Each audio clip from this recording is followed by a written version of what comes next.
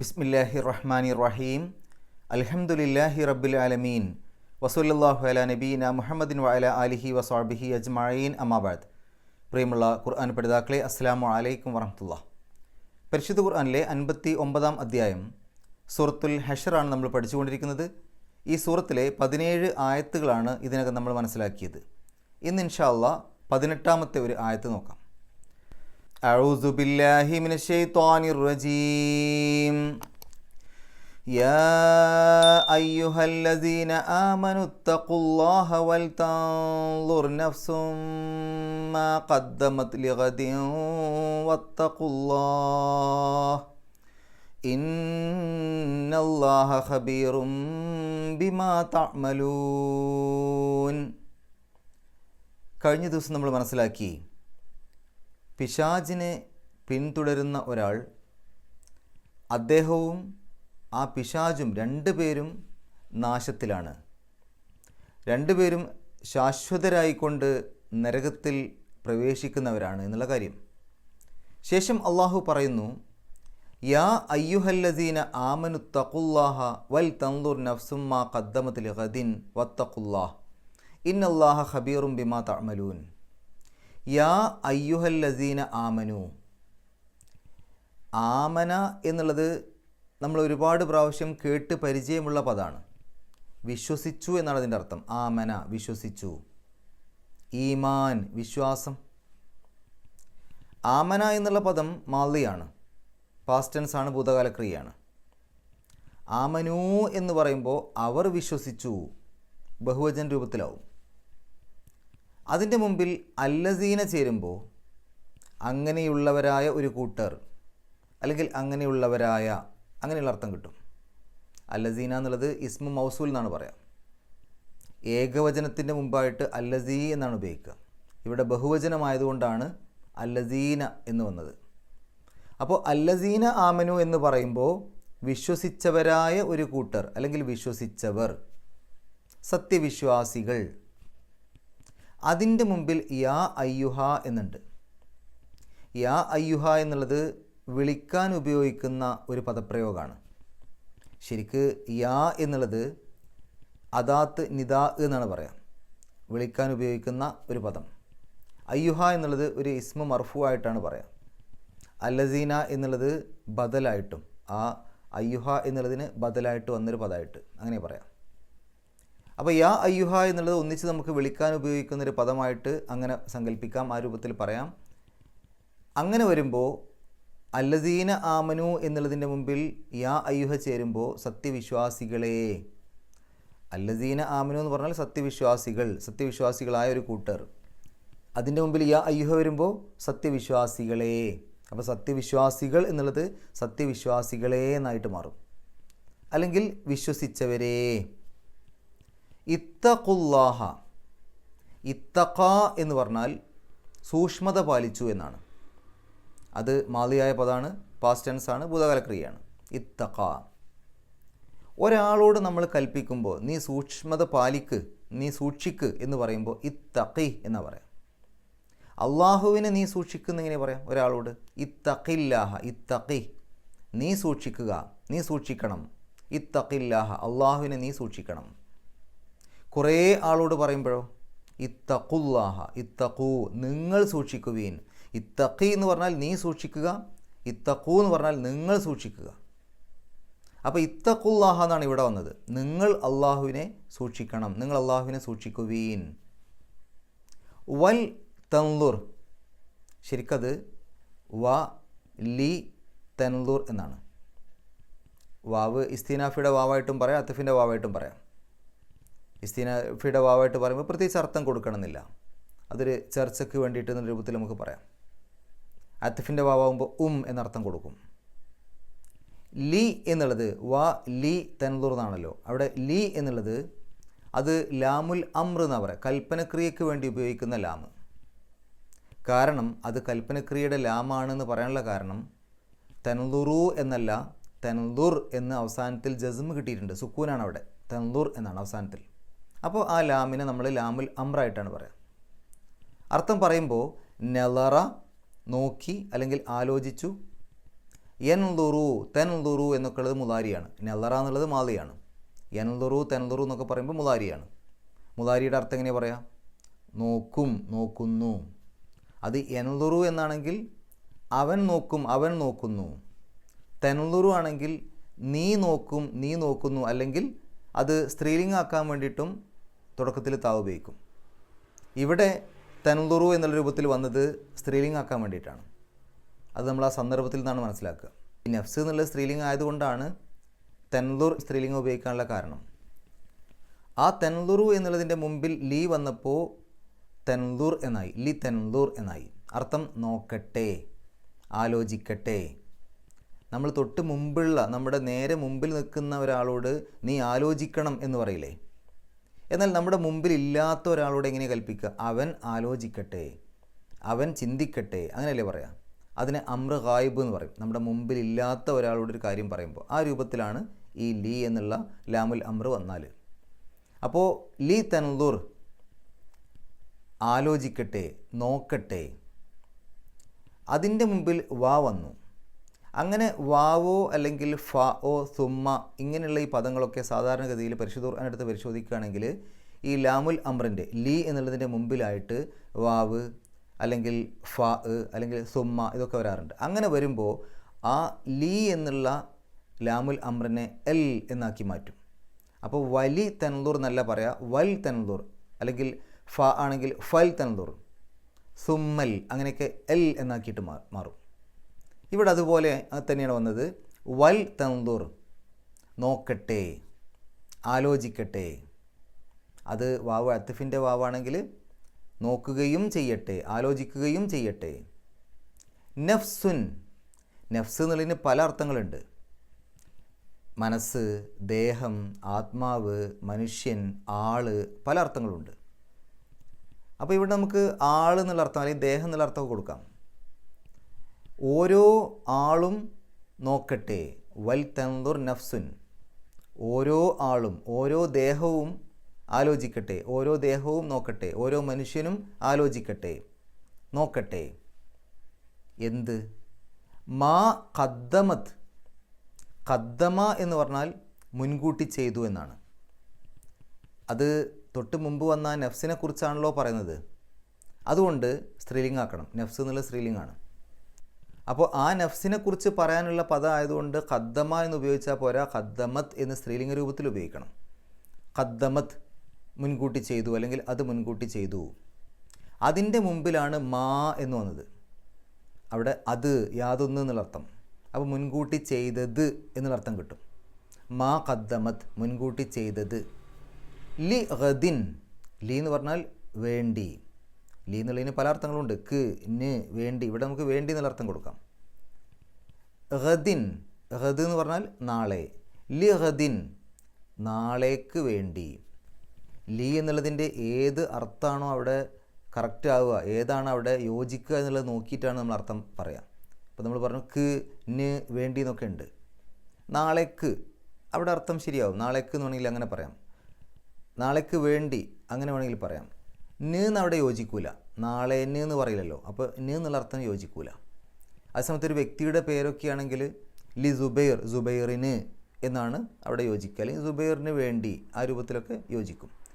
ശരി, അപ്പോൾ സന്ദർഭത്തിൽ നിന്നാണ് നമ്മൾ അർത്ഥം മനസ്സിലാക്കുക. ലി ഗദിൻ നാളേക്ക് വേണ്ടി.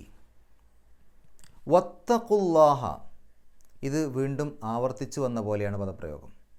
വാവ് അത്ഫിൻ്റെ വാവാണ്. ഇത്തഖൂ നിങ്ങൾ സൂക്ഷിക്കുവീൻ. അപ്പോൾ വാവ് ചേർത്ത് പറയുമ്പോൾ വത്തഖൂ നിങ്ങൾ സൂക്ഷിക്കുകയും ചെയ്യുവീൻ. അല്ലാഹ അള്ളാഹുവിനെ. വത്തഖുല്ലാഹ നിങ്ങൾ അള്ളാഹുവിനെ സൂക്ഷിക്കുകയും ചെയ്യണം. ഇന്നല്ലാഹ, ഇന്ന നിശ്ചയമായും, അല്ലാഹ അള്ളാഹു, ഇന്നല്ലാഹ നിശ്ചയമായും അള്ളാഹു, ഖബീറുൻ സൂക്ഷ്മമായി അറിയുന്നവനാണ്, ബിമാ തഅമലൂൻ. അമില എന്ന് പറഞ്ഞാൽ പ്രവർത്തിച്ചു, അത് മാദിയായ പദമാണ്. യഅമലു, തഅമലു എന്നൊക്കെ പറഞ്ഞാൽ അത് മുളാരിയാണ്, പ്രവർത്തിക്കും, പ്രവർത്തിക്കുന്നു എന്നർത്ഥം. തഅമലു ആകുമ്പോൾ നീ പ്രവർത്തിക്കും, നീ പ്രവർത്തിക്കുന്നു എന്നാണ്. യഅമലു ആണെങ്കിൽ അവൻ പ്രവർത്തിക്കും, അവൻ പ്രവർത്തിക്കുന്നു എന്നാണ്. ഇവിടെ തഅമലു വന്നത് നീ പ്രവർത്തിക്കും, നീ പ്രവർത്തിക്കുന്നു. അത് ബഹുവചന രൂപത്തിലാക്കുമ്പോൾ തഅമലൂൻ, നിങ്ങൾ പ്രവർത്തിക്കും, നിങ്ങൾ പ്രവർത്തിക്കുന്നു. അതിൻ്റെ മുമ്പിൽ മാ എന്നത് ചേർന്ന് വരുമ്പോൾ അത് എന്നർത്ഥം കൂടെ ചേർന്ന് വരും. അപ്പോൾ നിങ്ങൾ പ്രവർത്തിക്കുന്നത്, മാ തഅമലൂൻ, നിങ്ങൾ പ്രവർത്തിക്കുന്നത്. അതിൻ്റെ മുമ്പിലൊരു ബി ഉണ്ട്, അവിടെ കുറിച്ച് എന്നോ അല്ലെങ്കിൽ പറ്റി എന്നുള്ള അർത്ഥമൊക്കെ കൊടുക്കുക.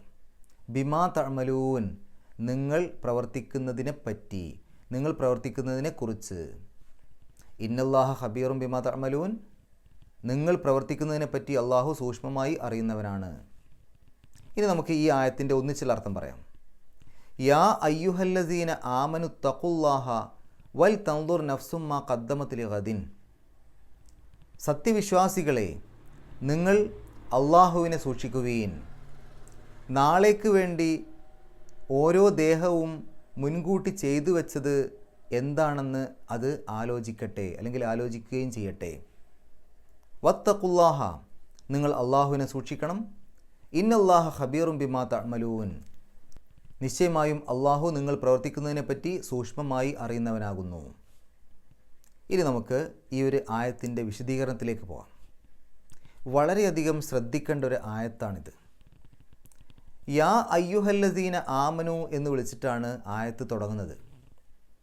ഈ ഒരു സൂറത്തെടുത്ത് നോക്കുകയാണെങ്കിൽ ഇത്രയും സമയം അല്ലെങ്കിൽ ഇത്രയും ആയത്തുകളിലൂടെ, ഇതുവരെയുള്ള ആയത്തുകളിലൂടെ നമ്മൾ കപടവിശ്വാസികളെക്കുറിച്ച് പറഞ്ഞു, നദീർ ഗോത്രത്തെക്കുറിച്ച് പറഞ്ഞു.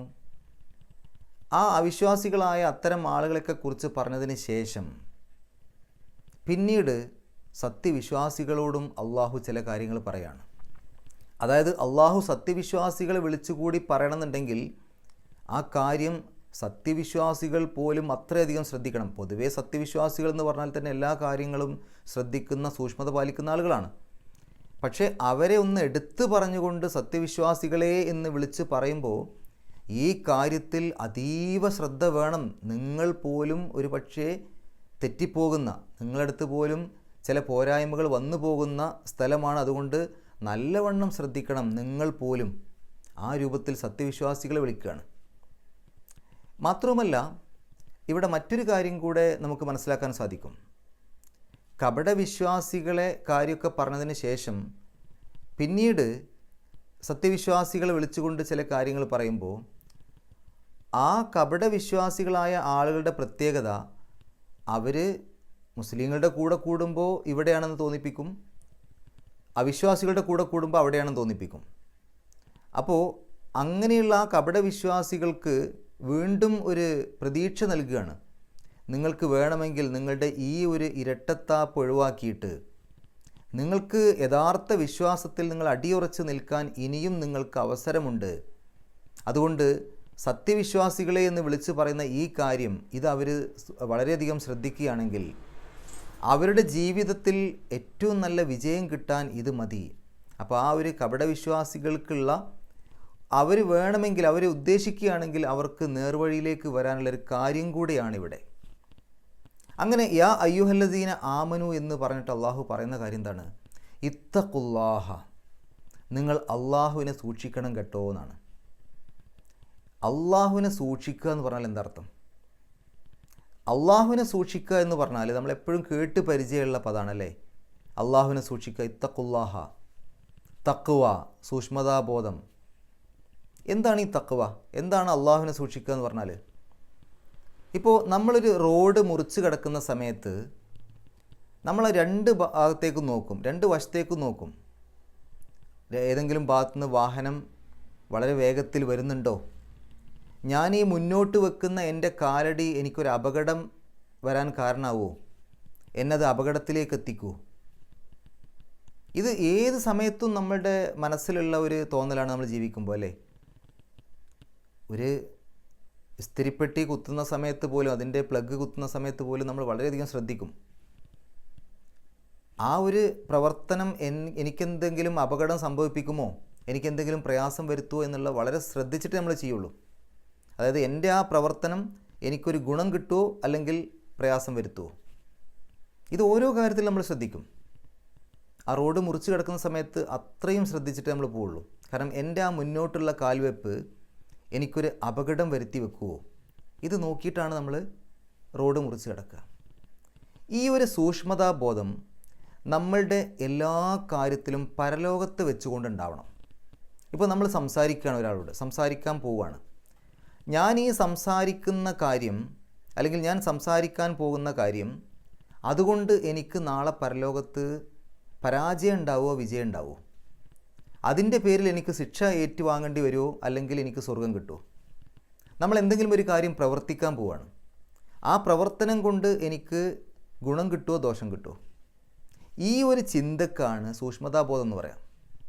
അപ്പോൾ ഈ ലോകത്ത് ജീവിക്കുന്ന ഏതൊരു സത്യവിശ്വാസിയും അള്ളാഹുവിനെ സൂക്ഷിക്കണം അല്ലെങ്കിൽ അള്ളാഹുവിനെ സൂക്ഷിക്കുന്നവനാണ് എന്ന് പറയാനുള്ള കാരണം, അവൻ എന്തൊരു കാര്യം പറയാൻ തുടങ്ങുകയാണെങ്കിലും എന്തൊരു കാര്യം പ്രവർത്തിക്കാൻ തുടങ്ങുകയാണെങ്കിലും ഒക്കെ തന്നെയും ആ കാര്യം അള്ളാഹുവിന് ഇഷ്ടപ്പെട്ടതാണോ അല്ലേ, അതുകൊണ്ട് എനിക്ക് പ്രതിഫലം കിട്ടുമോ അല്ലെങ്കിൽ ശിക്ഷ ലഭിക്കുമോ, ഈ ഒരു ചിന്ത നോക്കിയിട്ട് അതിൽ ഗുണം കിട്ടുന്നത്, അവന് പ്രയാസം ഉണ്ടാക്കാത്തത്, നാളെ പരലോകത്ത് ബുദ്ധിമുട്ടുണ്ടാക്കാത്തത്, അത് മാത്രമേ അവൻ ചെയ്യുള്ളൂ പറയുള്ളൂ. ഈ ബോധത്തെയാണ് സൂക്ഷ്മതാബോധം എന്ന് പറയുന്നത്. അപ്പോൾ ഇത്തഖുല്ലാഹ, നിങ്ങൾ അള്ളാഹുവിനെ സൂക്ഷിക്കണം എന്ന് പറഞ്ഞാൽ അള്ളാഹു പറഞ്ഞ കാര്യങ്ങളാണ് നിങ്ങൾ ജീവിതത്തിൽ പകർത്തേണ്ടത് എന്നർത്ഥം. ഇനി ഈ ആയത്തെടുത്ത് നോക്കുകയാണെങ്കിൽ 2 പ്രാവശ്യം ഇത്തഖുല്ലാഹ എന്നുള്ള പദപ്രയോഗം വന്നു. കുറച്ച് കഴിഞ്ഞതിന് ശേഷം വത്തഖുല്ലാഹ എന്ന് വന്നല്ലോ. അപ്പോൾ 2 പ്രാവശ്യം ഇതേ ആയത്തിൽ ഇത്തഖുല്ലാഹ എന്നുള്ള രൂപം വന്നു. ഇതിനെക്കുറിച്ച് പണ്ഡിതന്മാർ പറയുന്നത്, 2 പ്രാവശ്യം ആവർത്തിക്കാനുള്ള കാരണം തൗക്കീദിന് വേണ്ടിയിട്ടാണ്. ഒന്ന് ഉറപ്പിച്ച് പറയൂല, അല്ലെങ്കിൽ അതിൻ്റെ ഗൗരവം അത്രയും വലുതായതുകൊണ്ട്, നല്ല പ്രാധാന്യമുള്ളൊരു കാര്യമായതുകൊണ്ട് ആവർത്തിച്ച് പറഞ്ഞു. അപ്പോൾ ഈ ആവർത്തനം അതിൻ്റെ പ്രാധാന്യത്തെയാണ് കാണിക്കുന്നത്, അതിൻ്റെ ആ ഗൗരവത്തെയാണ് കാണിക്കുന്നത്. നിങ്ങൾ നന്നായി സൂക്ഷ്മത പാലിക്കണം കേട്ടോ എന്ന് പറയാൻ വേണ്ടിയിട്ട് ആ രൂപത്തിൽ, അല്ലെങ്കിൽ സൂക്ഷ്മതയുടെ കാര്യത്തിൽ ഒരു വിട്ടുവീഴ്ചയും ചെയ്യരുത്, അത്രയധികം ശ്രദ്ധിക്കണമെന്ന് വളരെ ഗൗരവത്തിൽ കാണിക്കാൻ വേണ്ടിയിട്ടാണ് 2 പ്രാവശ്യം ആവർത്തിച്ച് വന്നു എന്നാണ് ഒരു അഭിപ്രായം. മറ്റൊരു അഭിപ്രായം, 2യിടത്തും ഒരേ അർത്ഥമല്ല. ആദ്യത്തെ ഭാഗത്ത് ഇപ്പോൾ തുടക്കത്തിൽ വന്ന ഇത്തഖുല്ലാഹ എന്നുള്ള സ്ഥലത്ത് അർത്ഥം നിങ്ങൾ അള്ളാഹുവിനെ സൂക്ഷിക്കണം എന്ന് പറയുമ്പോൾ അള്ളാഹു പറഞ്ഞ കാര്യങ്ങളൊക്കെ നിങ്ങൾ ജീവിതത്തിൽ പകർത്തണം. അള്ളാഹു എന്തൊക്കെ ചെയ്യാൻ പറഞ്ഞുവോ അതൊക്കെ ചെയ്യണം. രണ്ടാമത്തെ സ്ഥലത്ത് വന്ന ആ ഒരു വത്തഖുല്ലാഹ എന്നുള്ള സ്ഥലത്ത് അവിടെയുള്ള അർത്ഥം അള്ളാഹു അരുത് എന്ന് പറഞ്ഞ, ചെയ്യരുത് എന്ന് പറഞ്ഞ കാര്യങ്ങളൊന്നും നിങ്ങൾ ചെയ്യരുത്. അപ്പോൾ ആദ്യത്തെ ഭാഗത്ത് ചെയ്യണം എന്ന് പറഞ്ഞതൊക്കെ ചെയ്യണം, രണ്ടാമത്തെ ഭാഗത്ത് വന്ന അർത്ഥം ചെയ്യരുത് എന്ന് പറഞ്ഞ കാര്യങ്ങൾ ചെയ്യാതിരിക്കണം. രണ്ടും 2 വ്യത്യസ്തമായ അർത്ഥങ്ങളാണ്. രണ്ടും കൂടെ ചേരുമ്പോൾ നിങ്ങളോട് എന്തൊക്കെ അള്ളാഹു ചെയ്യാൻ കൽപ്പിച്ചുവോ അത് ചെയ്യുകയും എന്തൊക്കെ വിലക്കിയോ അതൊക്കെ ചെയ്യാതിരിക്കുകയും ചെയ്യുക എന്ന രൂപത്തിലാവും. ഇനി ചില സ്ഥലങ്ങളിൽ ഇങ്ങനെ 2 പ്രാവശ്യം ആവർത്തിക്കാതെ ഒറ്റ പ്രാവശ്യം മാത്രം വത്തഖുല്ലാഹ എന്നുള്ള രൂപത്തിൽ ഇത്തഖുല്ലാഹ ഒക്കെ വരുമ്പോൾ അവിടെ ഈ 2 അർത്ഥങ്ങളും അവിടെ പറയും. അതേസമയം വേറിട്ട് പറയുമ്പോൾ 2നും വെവ്വേറെ അർത്ഥങ്ങൾ എന്ന രൂപത്തിൽ വിശദീകരിച്ച പണ്ഡിതന്മാരുണ്ട്. അതൊരു വിശകലനത്തിൻ്റെ വ്യത്യാസമേ ഉള്ളൂ. സൂചിപ്പിക്കുന്നതൊക്കെ ഒന്ന് തന്നെ, അള്ളാഹുവിനെ സൂക്ഷിക്കണം, വളരെ ഗൗരവത്തിൽ അള്ളാഹുവിനെ സൂക്ഷിക്കണം. എന്നിട്ട് അള്ളാഹു പറയുന്നത് വൽ തൻദുർ നഫ്സും മാ ഖദ്ദമത് ലിഗദിൻ, വളരെ വളരെ പ്രാധാന്യത്തോടുകൂടി ഓരോ സത്യവിശ്വാസിയും ഓർക്കേണ്ട ഒരു കാര്യമാണ്. നാളേക്ക് വേണ്ടി മുൻകൂട്ടി ചെയ്തു വെച്ചത് എന്തൊക്കെയാണ് ഓരോരുത്തരും എന്ന് ഓരോരുത്തരും ആലോചിക്കട്ടെ എന്ന് പറഞ്ഞാൽ, നാളേക്ക് വേണ്ടി എന്ന് പറഞ്ഞാൽ എന്താണ്? നാളേക്ക് വേണ്ടി എന്ന് പറഞ്ഞാൽ മരണത്തിന് ശേഷമുള്ള ജീവിതത്തിലേക്ക് വേണ്ടി, പരലോകത്തേക്ക് വേണ്ടി. അള്ളാഹു അവിടെ ഉപയോഗിച്ച പദപ്രയോഗം നാളേക്ക് വേണ്ടി ലിഗദിൻ എന്നാണ്, പരലോകത്തെ സൂചിപ്പിക്കാൻ വേണ്ടിയിട്ട്. അതിൻ്റെ ഉദ്ദേശം തന്നെ നമുക്ക് പെട്ടെന്ന് മനസ്സിലാവും. കാരണം നാളെ എന്നുള്ളത് നമ്മളോട് എത്ര അടുത്താണ് അല്ലേ? ഒന്ന് ഉറങ്ങി എണീറ്റ് കഴിഞ്ഞാൽ നാളെയായി. എത്ര പെട്ടെന്നാണ് അത് എത്തുക? അത് വിദൂരത്തല്ലല്ലോ. ഇതേപോലെ നമ്മളുടെയൊക്കെ പരലോകം, നമ്മുടെ ഒന്നിച്ചുള്ള ജീവിതം എടുത്ത് നോക്കുകയാണെങ്കിൽ വളരെ തുച്ഛമായ 50, 60, 70, 80 ഒക്കെ കൊല്ലങ്ങൾക്ക് ശേഷം, വളരെ വളരെ ചെറിയ കുറച്ച് കൊല്ലങ്ങൾക്ക് ശേഷം നമ്മുടെ പരലോകമായി. അല്ലെങ്കിൽ അള്ളാഹു എത്രയാണോ ആയുസ് നിശ്ചയിച്ചത് ചിലപ്പോൾ നാളെ തന്നെ ആയിരിക്കും. ഏതായാലും വളരെ വളരെ സമീപത്താണ് നമ്മുടെ പരലോകം.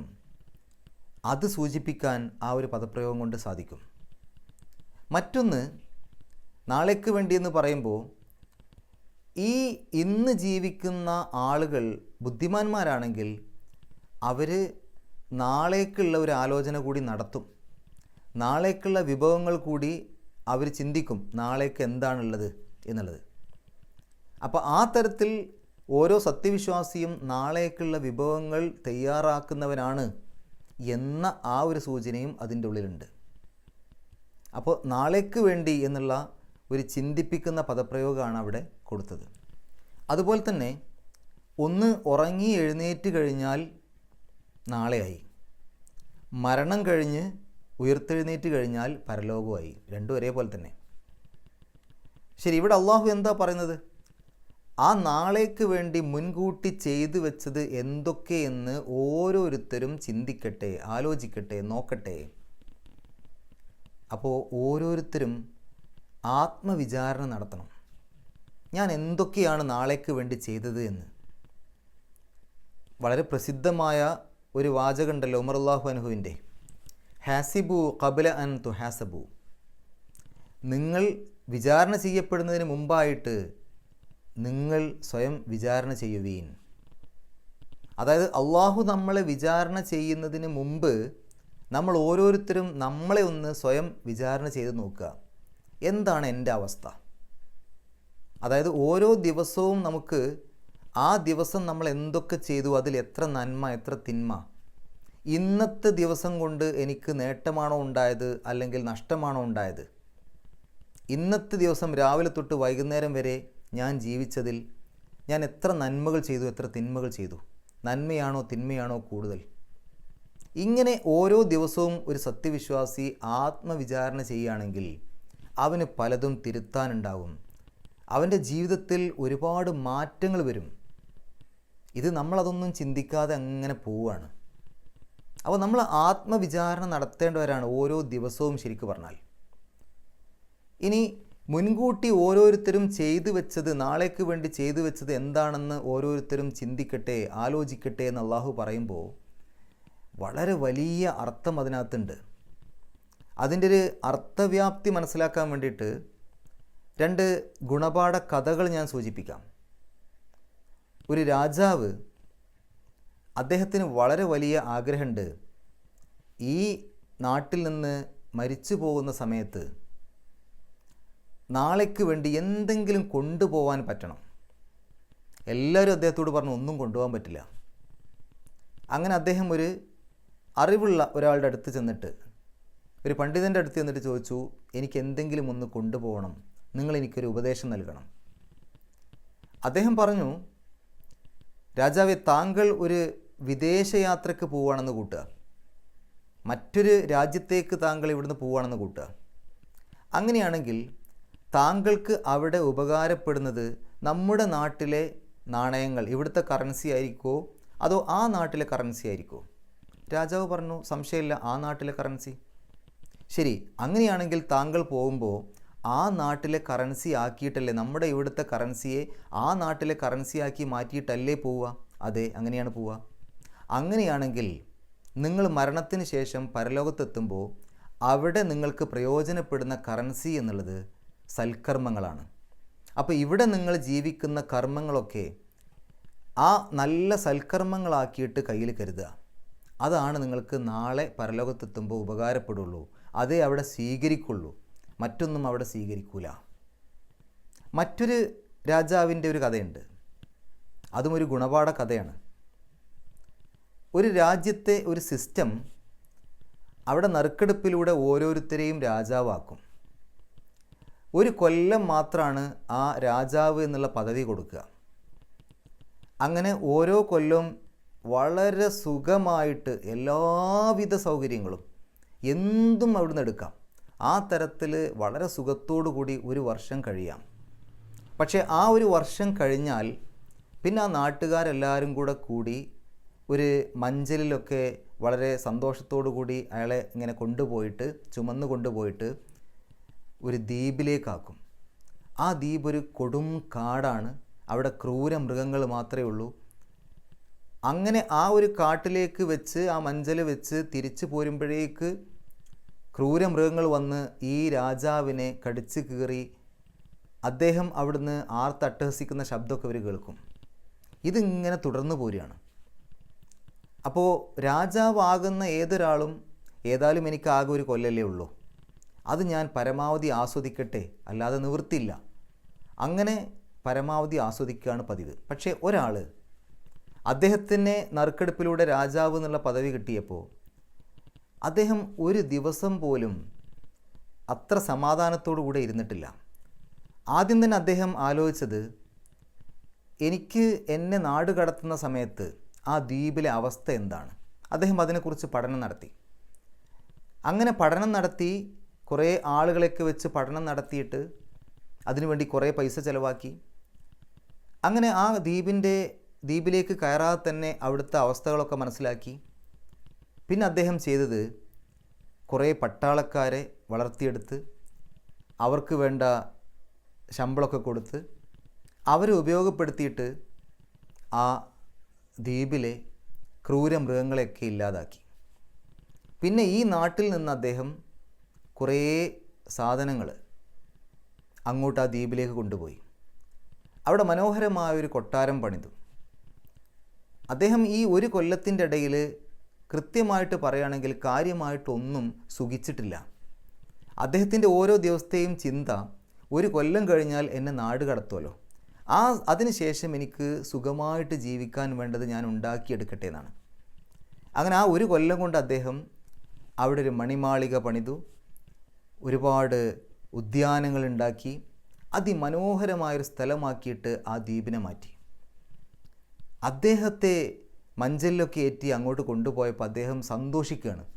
കാരണം എനിക്ക് എത്രയും പെട്ടെന്ന് അങ്ങോട്ട് എത്തണം, ഇതായിരുന്നു അദ്ദേഹത്തിൻ്റെ ആഗ്രഹം. ഒരു കൊല്ലം പോലും തികയുന്നതിന് മുമ്പ് അങ്ങോട്ട് എത്തുകയാണെങ്കിൽ അദ്ദേഹത്തിന് സന്തോഷമേ ഉള്ളൂ. ഇതായിരിക്കണം ഒരു സത്യവിശ്വാസി ചെയ്യേണ്ടത്. ഈ ലോകത്ത് ജീവിക്കുമ്പോൾ നാളത്തെ ജീവിതം, പരലോകത്തെ ജീവിതം, സ്വർഗം കിട്ടാൻ വേണ്ടി എന്തൊക്കെ നമുക്ക് ഇവിടുന്ന് ചെയ്യാൻ പറ്റുമോ അതൊക്കെ നമ്മൾ ഇവിടുന്ന് ചെയ്യണം. ഓരോ നിമിഷത്തിലും നമ്മൾ ആലോചിക്കേണ്ടത് നാളത്തെ സ്വർഗത്തെക്കുറിച്ചാണ്. അതിനു വേണ്ടി എന്തൊക്കെ എനിക്ക് ചെയ്യാൻ പറ്റും അതാണ് നമ്മൾ ആലോചിക്കേണ്ടത്. ആ തരത്തിൽ നമ്മൾ ചെയ്യുകയാണെങ്കിൽ, പ്രവർത്തിക്കുകയാണെങ്കിൽ നാളെ പരലോകത്ത് ആ സ്വർഗം നമുക്ക് ലഭിക്കുക തന്നെ ചെയ്യും. ഇതാണ് ഈ ഒരു ആയത്തിലൂടെ അള്ളാഹു നമ്മളെ കൃത്യമായിട്ട് ബോധിപ്പിക്കുന്നത്. ഓരോരുത്തരും ആലോചിക്കട്ടെ, നാളേക്ക് വേണ്ടി അവർ എന്താണ് മുൻകൂട്ടി ചെയ്തത്, പരലോകത്തേക്ക് വേണ്ടി എന്താണ് അവർ ഈ ലോകത്ത് വെച്ച് ചെയ്തത്. മുൻകൂട്ടി ചെയ്യുക എന്ന് പറഞ്ഞാൽ അങ്ങോട്ടെത്തുന്നതിന് മുമ്പ് ഇവിടെ വെച്ച് ചെയ്യുക. അങ്ങനെ ചെയ്തത് എന്തൊക്കെയാണ് എന്ന് ഓരോരുത്തരും ആലോചിക്കട്ടെ. വീണ്ടും അള്ളാഹു പറഞ്ഞു, വത്തഖുല്ലാഹ, അള്ളാഹുവിനെ സൂക്ഷിക്കണം കേട്ടോ. ഇന്നല്ലാഹ ഖബീറും ബിമാ തഅമലൂൻ, അള്ളാഹു നിങ്ങൾ പ്രവർത്തിക്കുന്നതിനെ പറ്റി സൂക്ഷ്മമായി അറിയുന്നവനാകുന്നു. എന്താണ് ഈ സൂക്ഷ്മമായി അറിയുന്നവൻ? നമ്മൾ പ്രവർത്തിക്കുന്നതിനെപ്പറ്റി ഒരു സാധാരണ അറിവല്ല അള്ളാഹുവിനുള്ളത്. ഇപ്പോൾ നമ്മളുടെ കൂടെയൊക്കെയുള്ള ആളുകൾ അവർ പ്രവർത്തിക്കുന്ന കാര്യം നമുക്കറിയാം, നമ്മൾ പ്രവർത്തിക്കുന്നത് അവർക്കും അറിയാം. പക്ഷേ എന്ത് ഉദ്ദേശത്തിലാണ് നമ്മളത് പ്രവർത്തിച്ചത് എന്ന് അത് മറ്റുള്ള ആളുകൾക്ക് മനസ്സിലാക്കാൻ കഴിയില്ല. നമ്മുടെ മനസ്സിൻ്റെ ഉള്ളു വായിക്കാൻ കഴിയില്ല, ഊഹിക്കാനേ പറ്റുള്ളൂ. പക്ഷേ അള്ളാഹുവിന് കൃത്യമായിട്ടറിയാം ഓരോരുത്തരും ഓരോ കാര്യങ്ങൾ ചെയ്യുമ്പോൾ ഇത് എന്ത് ഉദ്ദേശത്തിലാണ് ഇവനിത് ചെയ്യുന്നത്. എന്തെങ്കിലും ഈ ലോകത്ത് ആളുകൾ അതിനെപ്പറ്റി പുകഴ്ത്തി പറയാൻ വേണ്ടിയിട്ടാണോ? അല്ലെങ്കിൽ ഈ ലോകത്ത് എന്തെങ്കിലും കാര്യലാഭം ലഭിക്കാൻ വേണ്ടിയിട്ടാണോ? എന്താണ് അവൻ്റെ ലക്ഷ്യം? അതോ നാളെ പരലോകത്ത് സ്വർഗം ലഭിക്കാൻ വേണ്ടിയിട്ടാണോ? ഓരോ കാര്യവും സൂക്ഷ്മമായി അള്ളാഹുവിനറിയാം. നമ്മൾ മറ്റൊരാൾക്ക് ഒരു ചെറിയ ക്യാഷ് ദാനമായി കൊടുത്താൽ പോലും എന്താണ് അതിൻ്റെ ഉദ്ദേശം, അതിൻ്റെ നിയ്യത്ത് എന്താണ്? നിയ്യത്ത് എന്ന് പറയുമ്പോൾ ആ ഒരാൾക്ക് നമ്മൾ ദാനം കൊടുക്കുന്ന സമയത്ത് നമ്മൾ നാവ് കൊണ്ട് പറയുന്ന ആ കാര്യമല്ല അള്ളാഹു നിയ്യത്തായിട്ട് പരിഗണിക്കുക. ഒരുപക്ഷെ ഒരാളൊരു ദാനം കൊടുക്കുന്ന സമയത്ത് നാളെ പരലോകത്ത് അള്ളാഹുവിൻ്റെ അടുത്ത് എനിക്ക് സ്വർഗം ലഭിക്കാൻ വേണ്ടി ഞാൻ ദാനം ചെയ്യുന്നു എന്ന് പറഞ്ഞിട്ട് കൊടുത്തു എന്ന് തന്നെ കൂട്ടുക. പക്ഷേ അയാളുടെ ഉള്ളിൻ്റെ ഉള്ളിൽ പറയുന്നത് എല്ലാവരും ഒന്ന് കാണണം, ഞാനൊരു ദാനമൊക്കെ കൊടുക്കുന്ന ആളാണെന്നുള്ള എല്ലാവരും അറിയട്ടെ എന്നാണ് അയാളുടെ ഉള്ളിൻ്റെ ഉള്ളിൽ പറഞ്ഞത്. വേറെയാണ്, പക്ഷേ അയാളുടെ മനസ്സിൻ്റെ ഉള്ളിൽ വേറെ ചിന്തയാണ്. അങ്ങനെയാണെങ്കിൽ ആ മനസ്സിൻ്റെ ഉള്ളിലെ ചിന്തയെയാണ് അള്ളാഹു നിയ്യത്തായിട്ട് കൂട്ടുക, ഈ പറഞ്ഞതിനെയല്ല. അതുകൊണ്ട് തന്നെ അള്ളാഹു വായിക്കുന്നത് നമ്മുടെ മനസ്സിൻ്റെ ഉള്ളിലെ കാര്യങ്ങളാണ്. എന്ത് ഉദ്ദേശത്തിലാണത് ചെയ്തത്, അതനുസരിച്ചാണ് നമുക്ക് അള്ളാഹു പ്രതിഫലം നൽകുന്നത്. അപ്പോൾ ഒരു സ്വഫിൽ നിസ്കരിക്കുന്ന കുറേ പേരുണ്ടെങ്കിൽ അതിൽ ഓരോ ആളുകൾക്കും അള്ളാഹു വ്യത്യസ്തമായ പ്രതിഫലമായിരിക്കാം കൊടുക്കുന്നത്. കാരണം ഓരോരുത്തരുടെയും മനസ്സിലേക്ക് നോക്കി അവരുടെ ഉദ്ദേശശുദ്ധി, അവരുടെ തഖ്വ, ആ കാര്യങ്ങളൊക്കെ നോക്കിയിട്ടായിരിക്കും അതിന് അള്ളാഹു പ്രതിഫലം നൽകുന്നത്. നമ്മൾ നോക്കുമ്പോൾ എല്ലാവരും ഒരേപോലെയാണ് ചെയ്യുന്നത്. നമ്മളതിന് മാർക്കിടുകയാണെങ്കിൽ എല്ലാവർക്കും ഒരേ മാർക്കാണ്. പക്ഷേ അള്ളാഹു മനസ്സിലേക്ക് നോക്കിയിട്ട് ഓരോരുത്തരുടെയും ഉദ്ദേശശുദ്ധിയും ഓരോരുത്തരുടെയും തഖ്വയും സൂക്ഷ്മതാബോധവും ഒക്കെ നോക്കിയിട്ടാണ് അള്ളാഹു പ്രതിഫലം നിശ്ചയിക്കുക. അപ്പോൾ അള്ളാഹു എല്ലാ കാര്യങ്ങളും സൂക്ഷ്മമായി അറിയുന്നവനാണെന്ന് പറഞ്ഞാൽ പ്രവർത്തനം മാത്രമല്ല, ആ പ്രവർത്തനത്തിന് വേണ്ട കാരണവും അല്ലെങ്കിൽ അതിന് വേണ്ട ഉദ്ദേശവും, എന്ത് ലക്ഷ്യത്തിലാണത് ചെയ്യുന്നത്, എന്ത് ഉദ്ദേശത്തിലാണ് ചെയ്യുന്നത്, ഈ കാര്യങ്ങളെല്ലാം കൃത്യമായി അറിയുന്നവനാകുന്നു അള്ളാഹു. ഇതാണ് ഈ ഒരു ആയത്തിലൂടെ അള്ളാഹു പറയുന്നത്. വളരെ വളരെ പ്രധാനപ്പെട്ട ഒരു ആയത്താണ്, വളരെ പ്രധാനപ്പെട്ട ഒരു നമ്മൾ ശ്രദ്ധിക്കേണ്ട കാര്യമാണ് ഈ ആയത്തിലൂടെ പറയുന്നത്. അതുകൊണ്ട് കഴിവിൻ്റെ പരമാവധി ഈ ഒരു ക്ലാസ് മറ്റുള്ള ആളുകൾക്ക് എത്തിച്ചു കൊടുക്കുക. ഈ ലോകത്തു നിന്ന് പോകുന്നതിന് മുമ്പ് ആർക്കെങ്കിലും ഒരു വിചിന്തനത്തിന് തോന്നലുണ്ടായാൽ, ഇത്രയും കാലം ജീവിച്ച പോലെ ജീവിച്ചാൽ പോരാ, ഞാനൊന്ന് മാറണം എന്ന് ഈ ഒരു ആയത്തിൻ്റെ വിശദീകരണം കേട്ടിട്ടെങ്കിലും ഒരാൾക്ക് തോന്നലുണ്ടായി കഴിഞ്ഞാൽ അതൊരു വലിയ നേട്ടമാണ് അദ്ദേഹത്തിനും നമുക്കും എല്ലാവർക്കും. അതുകൊണ്ട് പരമാവധി ആളുകളിലേക്ക് ഈ ഒരു ആയത്തിൻ്റെ സന്ദേശം എത്തിക്കുക. എല്ലാ ആയത്തിൻ്റെ സന്ദേശവും എത്തിക്കണം. പക്ഷേ ഇത് കേൾക്കാതെ പോകാൻ പാടില്ല. സത്യവിശ്വാസികൾ പോലും ശ്രദ്ധിക്കേണ്ട ആയത്താണ്. അതാണ് യാ അയ്യുഹല്ലദീന ആമനു, സത്യവിശ്വാസികളെ എന്ന് വിളിച്ചിട്ട് പറഞ്ഞത്. അതുകൊണ്ട് വളരെയധികം ഗൗരവം കൊടുക്കേണ്ട, വളരെയധികം ശ്രദ്ധിക്കേണ്ട ഒരു ആശയമാണ് ഈ ഒരു ആയത്തിനുള്ളത്. നമുക്ക് ഈ ആയത്തിൽ വന്ന പാരായണ നിയമങ്ങൾ നോക്കാം. യാ അയ്യുഹല്ലദീന ആമനു, അവിടെ യാ എന്നുള്ളൊരു നീട്ടലുണ്ട്, പിന്നെ അയ്യുഹ, ഇത് രണ്ടും രണ്ട് പദങ്ങളാണ്. ചേർത്തി എഴുതിയത് കണ്ടാൽ തോന്നും ഒറ്റപ്പദാണെന്ന് തോന്നും. അങ്ങനെയല്ല. യാ എന്നുള്ളതൊരു പദം, അയ്യുഹ എന്നുള്ളത് വേറെ പദമാണ്. മദ്ദും ഹംസയും അടുത്തടുത്ത് വന്നു വ്യത്യസ്ത പദങ്ങളിലാണ്. മദ് മുൻഫസിൽ, അവിടെ നമുക്ക് 4-5 അക്ഷരങ്ങളുടെ ദൈർഘ്യം വരെ നീട്ടാൻ അനുവാദമുണ്ട്, നിർബന്ധമല്ല. 2 അക്ഷരത്തിൻ്റെ ദൈർഘ്യം നീട്ടിയാലും മതി, അല്ലെങ്കിൽ 4-5 അക്ഷരങ്ങളുടെ ദൈർഘ്യം വരെ ആവാം. യാ അയ്യുഹല്ലസീന ആമനു തഖുല്ലാഹ, ശരിക്കും അവിടെ ആമനു എന്നുണ്ട്, നീട്ടാനുണ്ട്. പക്ഷേ പാരായണം ചെയ്യുമ്പോൾ ആമനു എന്ന് പറയൂല, ആമനു തഖുല്ലാഹ എന്നാണ് പറയുക. എന്താ ആ നീട്ടൽ നഷ്ടപ്പെടാൻ കാരണം? അതിൻ്റെ കാരണം ആമനു എന്ന് പറയുന്ന ആ നീട്ടലിന് ശേഷം ഹംസത്തു വസ്ൽ വന്നു. ഒരു മദ്ദിന് ശേഷം അല്ലെങ്കിൽ നീട്ടലിന് ശേഷം ഹംസത്തു വസ്ൽ വന്നാൽ ആ നീട്ടൽ നഷ്ടപ്പെടും. ഹംസത്തു വസ്ൽ എന്തായാലും നഷ്ടപ്പെടും. കാരണം അത് ചേർത്തി ഓതുന്ന സമയത്ത് ഉച്ചരിക്കാത്ത അക്ഷരമാണല്ലോ ഹംസത്തു വസ്ൽ. ഹംസത്തു വസ്ൽ എങ്ങനെ മനസ്സിലാക്കുക? ഒരു അലിഫിൻ്റെ മുകളിൽ ഒരു സ്വാദിൻ്റെ കഷ്ണിട്ടിട്ടുണ്ടാവും, അതാണ് ഹംസത്തു വസ്ൽ. അതിൻ്റെ പ്രത്യേകത ചേർത്തി ഓതുന്ന സമയത്ത് അതിന് ഉച്ചാരണം ഉണ്ടാവില്ല, ഒറ്റയ്ക്ക് പറയുമ്പോൾ അതിന് ഉച്ചാരണം ഉണ്ടാവും. അപ്പോൾ ഇവിടെ നോക്കുകയാണെങ്കിൽ ഇത്തഖുല്ലാഹ, അവിടെ ഇത്തഖു ഈ എന്നുള്ള ഉച്ചാരണം കൊടുക്കും ഒറ്റയ്ക്ക് പറയുമ്പോൾ. എന്നാൽ അതിൻ്റെ മുമ്പിൽ മറ്റെന്തെങ്കിലും ഒരു അക്ഷരമോ വാക്കൊക്കെ വന്നു കഴിഞ്ഞാൽ പിന്നെ ഈ എന്നുള്ളത് പോവും, വെറും ആ താഇൻ്റെ ശബ്ദം മുതലാണ് കേൾക്കുക. ആമനുത്തഖുല്ലാഹ വത്തഖുല്ലാഹ അങ്ങനെയൊക്കെയാണ് പറയാം. ശരി, ഇവിടെ ആമനു എന്നുള്ള നീട്ടൽ നഷ്ടപ്പെട്ടു, ആമനുത്തഖു എന്നായി. കാരണം ആ നീട്ടലിന് ശേഷം ഹംസത്ത് വസ്ൽ വന്നതുകൊണ്ട്. വൽ തൻദുർ എന്നുള്ളിടത്ത് ലാഇൻ്റെ മുമ്പ് സുക്കൂനുള്ള നൂന് വന്നു, ഇഖ്ഫാ ചെയ്യുക, മറച്ച് വെച്ചുകൊണ്ട് മണിക്കുക. അപ്പോൾ വൽ തൻദുർ, വൽ തൻദുർ, ആ നൂനിനെ അവ്യക്തമാക്കി അല്ലെങ്കിൽ മറച്ച് വെച്ചുകൊണ്ട് മണിക്കുക. വൽ തൻദുർ നഫ്സുമ്മ, അവിടെ നഫ്സുൻ എന്നാണ്, തൻവീനുണ്ട്. അതിനുശേഷം വന്നത് മീമാണ്. മീമിൻ്റെ മുമ്പ് തൻവീന് വന്നാൽ ആ തൻവീനിനെ മീമിലേക്ക് ലയിപ്പിക്കുക, മണിക്കുക. ഇദ്ഗാം ബിഗുന്ന. അപ്പോൾ നഫ്സുമ്മ, നഫ്സുമ്മ. ഖദ്ദമത് ലിഗദിൻ, ലിഗദിൻ എന്ന് കഴിഞ്ഞിട്ട് ഒരു സ്വിലി കാണാം, സ്വാദും ലാമും ആ മുകൾ ഭാഗത്ത് എഴുതിയിട്ടുണ്ട്. അങ്ങനെ കണ്ടു കഴിഞ്ഞാൽ അവിടെ പാരായണം നിർത്താം, നിർത്താതെയും ഓതാം. പക്ഷേ നിർത്താതെ ചേർത്തി ഓതലിനാണ് മുൻഗണന കൊടുക്കേണ്ടത്. കഴിയുമെങ്കിൽ അവിടെ നിർത്താതെ ഓതുകയാണ് വേണ്ടത്, അതാണ് ഉത്തമം. അങ്ങനെ ഓതുന്ന സമയത്ത് ആ ലിഗദിൻ എന്ന് പറയുന്ന ആ പദത്തിൻ്റെ അവസാനത്തിൽ തൻവീനുണ്ട്, ശേഷം വാവാണ്. വാവിൻ്റെ മുമ്പ് തൻവീന് വന്നാൽ ഇദ്ഗാം ബിഗുന്ന, ആ തൻവീനിനെ വാവിലേക്ക് ലയിപ്പിക്കുക, മണിക്കുക. അപ്പോൾ ലിഗദിവ, ലിഗദിവ. ഇനി അഥവാ അവിടെ നിർത്തുകയാണെങ്കിലോ ലിഗദ്, ഗദ് ആ ദാലിന് സുക്കൂൻ ഇട്ടിട്ട് വേണം നിർത്താൻ. അപ്പോൾ അത് ഖൽഖലത്തിൻ്റെ അക്ഷരമാണ്, എടുത്ത് പറയുന്ന ഒരു ഗൗരവത്തിൽ പറയുന്ന അക്ഷരമായിട്ട് മാറും. ഇനി വത്തഖുല്ലാഹ എന്ന് കഴിഞ്ഞിട്ട് ഒരു ജീമ് കാണാം. അവിടെ പാരായണം നിർത്താം, നിർത്താതെയും ഓതാം, രണ്ടിനും ഒരേ പ്രാധാന്യം. സ്വിലി വന്നപ്പോൾ നമ്മൾ പറഞ്ഞു ചേർത്തി ഓതലിനാണ് അധികം പ്രാധാന്യം കൊടുക്കേണ്ടത്. ജീമ് വരുമ്പോൾ രണ്ടിനും ഒരേ പ്രാധാന്യം. ഇനി ചില സമയത്ത് ഖിലി വരും, ഖാഫും ലാമും, അപ്പോൾ നിർത്തലിനാണ് കൂടുതൽ മുൻഗണന കൊടുക്കേണ്ടത്. ശരി, ഇന്നല്ലാഹ നൂനിൻ്റെ ശബ്ദം മണിക്കുക. ഖബീറുൻ എന്നുള്ളതിൻ്റെ അവസാനത്തിൽ തെൻവീനുണ്ട്, അതിനുശേഷം വരുന്ന അക്ഷരം ബ ആണ്. ബാഇൻ്റെ മുമ്പ് തെൻവീന് കണ്ടാൽ ആ തെൻവീനിൻ്റെ നൂനിൻ്റെ ശബ്ദത്തെ മീമിൻ്റെ ശബ്ദമാക്കി മാറ്റിമറിക്കണം. അതിന് ഇഖ്ലാബ് എന്നാണ് പറയുക. അതിനെ സൂചിപ്പിക്കാൻ അവിടെ ഒരു ചെറിയ മീം ഇട്ട് കൊടുത്തിട്ടുണ്ടാവും.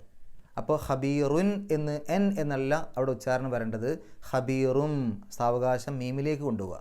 ഖബീറും ബിമ എന്നുള്ള മീമിലേക്കാണ് കൊണ്ടുപോകേണ്ടത്. അവിടെ മീമിൻ്റെ ഉച്ചാരണത്തിലേക്ക് പോയാൽ മാത്രം പോരാ, മണിക്കുകയും ചെയ്യണം. ബിമാ തഅമലൂൻ അവസാനത്തെ നൂനിന് സുക്കൂൻ ഇട്ടിട്ട് നിർത്തുക. തൊട്ട് മുമ്പത്തെ നീട്ടൽ അലൂ എന്നുള്ള നീട്ടൽ മദ് ആരിലാണ്, 6 അക്ഷരത്തിൻ്റെ ദൈർഘ്യം വരെ നീട്ടാൻ അനുവാദമുണ്ട്. നമുക്ക് ഈ ആയത്തൊന്ന് പാരായണം ചെയ്യാം, ശേഷം ഗ്രാമർ പറയാം. അഊസു ബില്ലാഹി മിനശ് ശൈത്വാനിർ റജീം. യാ അയ്യുഹല്ലസീന ആമനുത്തഖുല്ലാഹ വൽ തൻദുർ നഫ്സും മാ ഖദ്ദമത് ലിഗദിൻ വത്തഖുല്ലാഹ ഇന്നല്ലാഹ ഖബീറും ബിമാ തഅമലൂൻ. ഇനി നമുക്ക് ഈ ഒരു ആയത്തിലെ ഗ്രാമർ നോക്കാം. യാ അയ്യുഹല്ലദീന ആമനു, അവിടെ നമ്മൾ സൂചിപ്പിച്ചു യാ എന്നുള്ളത് അദാത്ത് നിദാ ആണ്, അയ്യുഹ എന്നുള്ളത് ഇസ്മു മർഫൂ ആണ്, അല്ലദീന എന്നുള്ളത് ബദലാണ്, അയ്യുഹ എന്നുള്ളതിൻ്റെ ബദലാണ്. ആമനു എന്നുള്ളത് ആമന എന്നുള്ളതിൻ്റെ മൂന്നാമത്തെ രൂപം, ആമന, ആമന, ആമനു. ഇത്തഖുല്ലാഹ എന്നെടുത്ത് നോക്കുകയാണെങ്കിൽ ഇത്തഖു നിങ്ങൾ സൂക്ഷിക്കണം. അപ്പോൾ അവിടെ നിങ്ങൾ സൂക്ഷിക്കണം, ഫീലും വന്നു ഫായിലും വന്നു, അല്ലെങ്കിൽ സബ്ജക്റ്റും വന്നു വെർബും വന്നു, കർത്താവ് ക്രിയ രണ്ടും വന്നു. നിങ്ങൾ എന്നുള്ളത് ഫായിലാണ്, സൂക്ഷിക്കുക എന്നുള്ളത് അവിടുത്തെ ക്രിയയാണ്. അപ്പോൾ നിങ്ങൾ സൂക്ഷിക്കണം ആരെ? അള്ളാഹുവിനെ. അത് അള്ളാഹു എന്നുള്ള പദം അവിടെ മഫ്ഊലും ബിഹിയുടെ സ്ഥാനത്താണ്. മഫ്ഊലും ബിഹി ആയിട്ട് വരുന്ന പദങ്ങൾക്ക് നെസ്ബായിരിക്കും കിട്ടുക. അതുകൊണ്ടാണ് അള്ളാഹു എന്നെഴുതാതെ അള്ളാഹ എന്ന നെസ്ബുള്ള രൂപത്തിൽ എഴുതിയത്. അവസാനത്തിൽ ആ ഫത്ത് ഇടാനുള്ള കാരണം നെസ്ബ് കൊടുക്കാൻ വേണ്ടിയിട്ടാണ്. ഇനി വൽ തൻദുർ എങ്ങനെ വന്നു നമ്മൾ മനസ്സിലാക്കി. വ ലി തൻദുർ എന്നാണ്, അതാണ് വൽ തൻദുർ എന്നായത്. വൽ തൻദുർ ആലോചിക്കട്ടെ, നോക്കട്ടെ. ആര്? ഓരോരുത്തരും, ഓരോ ദേഹവും, ഓരോ മനുഷ്യനും. അവിടെ നഫ്സ് എന്നുള്ള ആ പദം അതവിടെ ഫായിലാണ്. അതുകൊണ്ടാണ് അവിടെ റഫ് ഉള്ള രൂപത്തിൽ എഴുതിയത്. നഫ്സുൻ ലമു തൻവീനിട്ടത് റഫ് കൊടുക്കാൻ വേണ്ടിയിട്ടാണ്. ഖദ്ദമത്ത് എന്ന് ഖദ്ദമ എന്നുള്ളതിനെ ഖദ്ദമത്ത് എന്ന് സ്ത്രീലിംഗ് ആക്കാനുള്ള കാരണം നമ്മൾ സൂചിപ്പിച്ചു, ആ നഫ്സ് സ്ത്രീലിംഗ് ആയതുകൊണ്ടാണ്. ലി ഗദിൻ, ലി എന്നുള്ളത് ഹർഫ് ജറാണ്, അതുകൊണ്ടാണ് ഗദുൻ എന്നുള്ളത് ഗദിൻ എന്ന് കസ്ർ തൻവീനുള്ള രൂപത്തിൽ എഴുതിയത്. വത്തഖുല്ലാഹ വീണ്ടും ആവർത്തിച്ച് വന്നു. ഇന്നല്ലാഹ ഖബീറുൻ, ഇന്ന എന്നുള്ള ഒരു പദം കണ്ടു കഴിഞ്ഞാൽ അതിനുശേഷം എന്തിനെക്കുറിച്ചാണോ ആ ഇന്ന പറയുന്നത് അത് ഇന്നയുടെ ഇസ്മാണ്. അതിൻ്റെ ഒരു വിവരണമായി കൊണ്ടുവരുന്ന പദം ഇന്നയുടെ ഖബറാണ്. അപ്പോൾ ഇവിടെ നോക്കുകയാണെങ്കിൽ ഇന്ന എന്തിനെക്കുറിച്ച് ആരെക്കുറിച്ചാണ് പറയുന്നത്? അള്ളാഹുവിനെ കുറിച്ചാണ്. അപ്പോൾ അള്ളാഹു എന്നുള്ള പദം ഇന്നയുടെ ഇസ്മാണ്, അതിന് നെസ്ബ് കിട്ടണം. അതുകൊണ്ടാണ് ഇന്നല്ലാഹ എന്ന് ഫത്ത് ഇട്ടുകൊണ്ട് എഴുതിയത്. ഇനി അതിൻ്റെ ഒരു വിവരണം ഖബീറുൻ എന്നുള്ള പദമാണ്.